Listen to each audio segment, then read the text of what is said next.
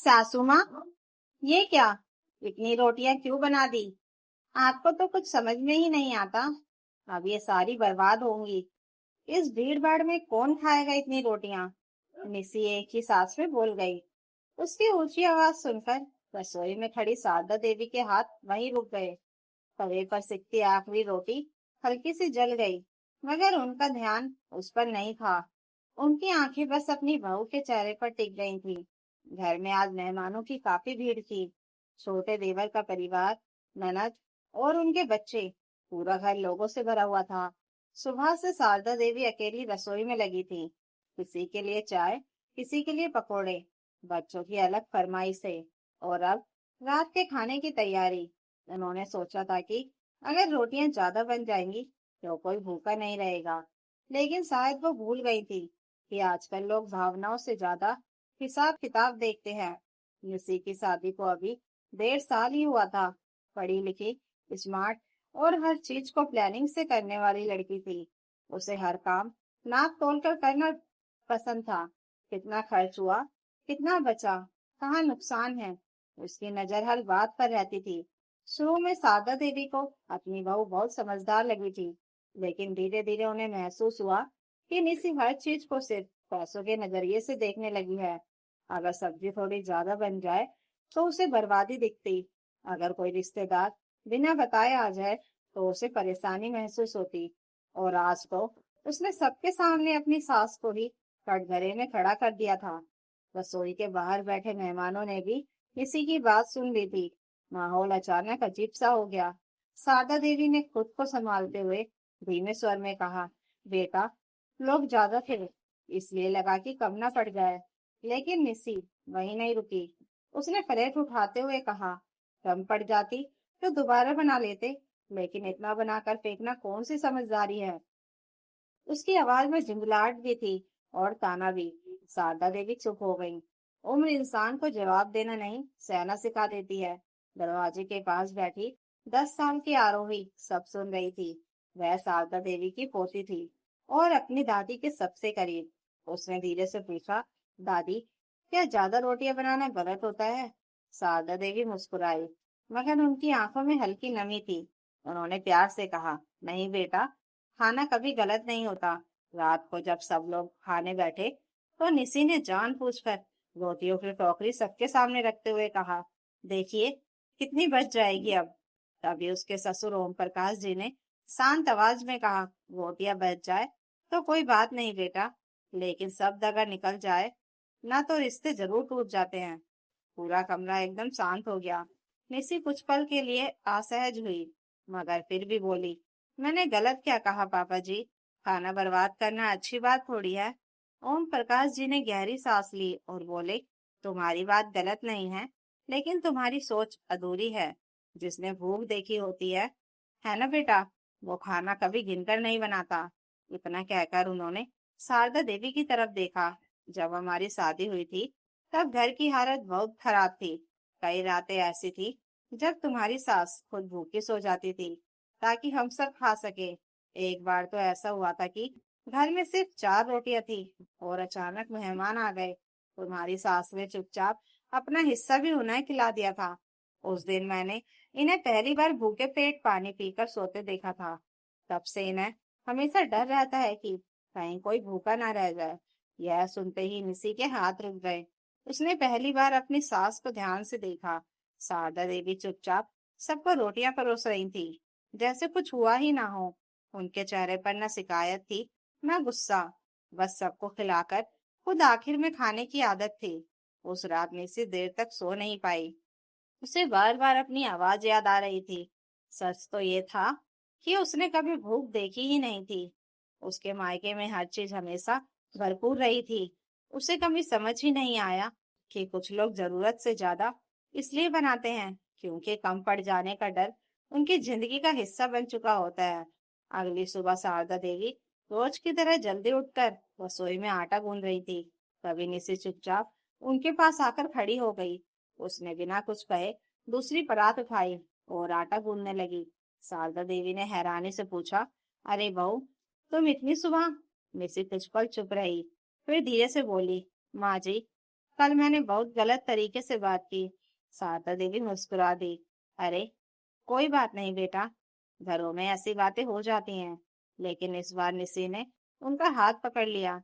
उसकी आंखें भर आई थी। नहीं माँ जी, बात सिर्फ रोटियों की नहीं थी। मैंने आपकी भावना नहीं समझी। मैं बस हिसाब किताब देखती रही, लेकिन आपके डर और आपके प्यार को समझ ही नहीं पाई। निसी की आवाज सचमुच कांप रही थी। शारदा देवी ने पहली बार अपनी बहू की आंखों में वह कठोरता नहीं, बल्कि पछतावा देखा, जो इंसान को भीतर से बदल देता है। उन्होंने धीरे से उसका सिर सहलाया और कहा, समझ आ जाए ना बेटा, तो वही बहुत बड़ी बात होती है। लेकिन निसी के भीतर कुछ और ही चल रहा था। उसे पिछली रात की हर बात चुप रही थी।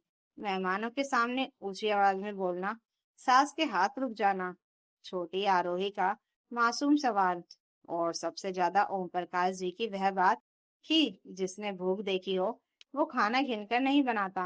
उसे पहली बार महसूस हुआ कि वह घर को सिर्फ खर्च और मैनेजमेंट की नजर से देख रही थी, रिश्तों की नजर से नहीं। उसने चुपचाप आटा गूंथते हुए पूछा, माँ जी, आपने कभी बताया क्यों नहीं कि आपने इतना सब झेला है? शारदा देवी हल्का सा हंस दी।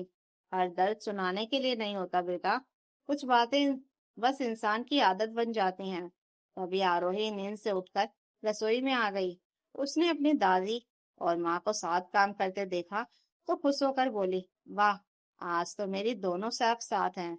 मिसी ने बेटी को पास खींच लिया और पहली बार उसके सामने अपनी गलती मानी। कल मम्मा ने दादी से बहुत गलत तरीके से बात की थी। आरोही ने मासूमियत से पूछा, तो आपने सॉरी बोल दिया? मिसी की आंखें भर आई। हाँ बेटा, और अब कोशिश करूंगी कि दोबारा कभी किसी का दिल न दुखाऊं। उस दिन घर का माहौल अलग था। पहली बार निसी ने बिना जल्दी और हिसाब लगाए रसोई में समय बिताया। उसने ध्यान से देखा कि शारदा देवी हर रोटी बनाते वक्त किसी न किसी की पसंद याद रखती हैं। ओम प्रकाश जी के लिए पतली और नरम, आरोही के लिए घी लगी छोटी रोटी, देवर जी के लिए करारी। उसे एहसास हुआ कि रसोई सिर्फ खाना बनाने की जगह नहीं होती, कई औरतों के लिए वह उनका प्यार जताने का तरीका होता है। दोपहर में जब मेहमान लौटने लगे तो निशे ने खुद सबके लिए डिब्बों में खाना पैक किया। नरन ने हंसते हुए कहा, अरे वाह भाभी, आज तो बड़े प्यार से विदाई हो रही है। निशी मुस्कुरा दी। खाना कभी बर्बाद नहीं होता दीदी, अगर बांट दिया जाए तो। यह सुनकर शारदा देवी की आंखें चमक उठी। शाम को निशी अपने कमरे में पुराने खर्चों की डायरी देख रही थी। उसमें हर चीज का हिसाब लिखा था, सब्जी, दूध, बिजली, मिठाई। लेकिन अचानक उसे लगा कि इस डायरी में सबसे जरूरी चीज ही गायब है, रिश्तों का हिसाब। उसे याद आया कि शादी के बाद से उसने कितनी बार सास के हाथों का खाना बिना तारीफ के खाया, कितनी बार रिश्तेदारों के आने पर चिढ़ गई, कितनी बार उसने बर्बादी शब्द बोलकर घर की गर्माहट कम कर दी। और उसी रात उसने एक फैसला किया। अगले रविवार उसने पूरे परिवार के लिए खुद खाना बनाने की तैयारी शुरू कर दी। सुबह से वह रसोई में लगी रही। शारदा देवी बार बार मदद करने आती, मगर वह प्यार से कहती, आज आप सिर्फ बैठिए माँ जी। ओम प्रकाश जी अखबार पढ़ते हुए मुस्कुरा रहे थे। जब सब खाने बैठे तो निसी ने जानबूझकर रोटियों की टोकरी जरूरत से ज्यादा भरकर रखी। सब हैरानी से उसे देखने लगे। निसी ने धीमे से कहा, अगर बच भी गई तो कोई बात नहीं, शायद किसी के लिए ये सिर्फ रोटी हो, लेकिन किसी और के लिए सुरक्षा का एहसास होती है कि घर में कोई भूखा नहीं सोएगा। शारदा देवी की आंखें नम हो गई। उन्होंने पहली बार सबके सामने अपनी बहू का हाथ पकड़ लिया। आज तूने सच में इस घर को समझा है बेटा। तभी आरोही खुशी से बोली, दादी, अब तो मम्मा भी आपकी तरह ज्यादा रोटियां बनाती है।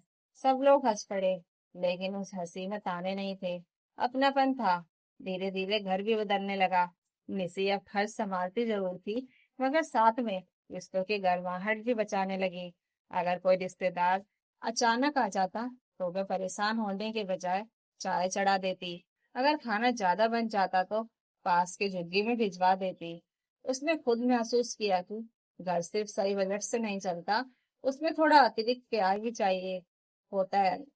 कुछ महीनों बाद जब शारदा देवी बीमार पड़ी और डॉक्टर ने उन्हें आराम करने को कहा, तब निशी ने पूरे घर की जिम्मेदारी ऐसे संभाली जैसे वैसे बहू नहीं बेटी हो। एक रात दवा देते समय शारदा देवी ने उनका चेहरा सहलाकर कहा, जानती हो निशी, पहले मुझे लगता था तुम सिर्फ हिसाब हिसाब जानती हो, लेकिन अब समझ आया कि तुम्हारे दिल में भी बहुत जगह है। निशी की आंखें भर आई। उसने धीरे से कहा, माँ जी, आपने मुझे सिखाया कि घर में सबसे जरूरी चीज पैसा नहीं, यह एहसास है कि यहाँ कोई अकेला या भूखा नहीं रहेगा। वहां रसोई में तवे पर रोटियां सिक रही थी। उनकी खुशबू पूरे घर में फैल रही थी और इस बार किसी को यह चिंता नहीं थी कि रोटियां ज्यादा बन गई हैं, क्योंकि उस घर में आखिरकार लोगों ने समझ लिया था कि कभी कभी जरूरत से ज्यादा बना हुआ खाना नहीं, बल्कि जरूरत से ज्यादा दिया गया प्यार ही परिवार को परिवार बनाए रखता है। तो दोस्तों, अगर आपको ये कहानी अच्छी लगी हो तो कमेंट करके जरूर बताइएगा और नई कहानियों के लिए चैनल को सब्सक्राइब जरूर कर लीजिएगा। Thank you for watching.